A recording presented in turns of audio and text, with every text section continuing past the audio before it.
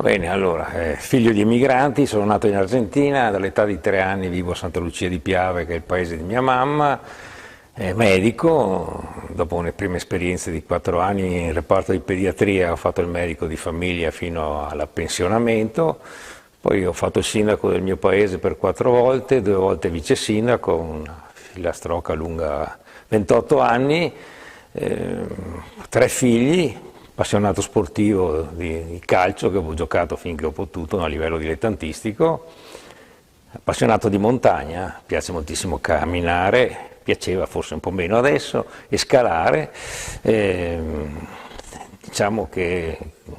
queste sono le considerazioni. Poi l'attività politica mi ha portato, dopo le vicende Covid, a creare questo gruppo e a coagulare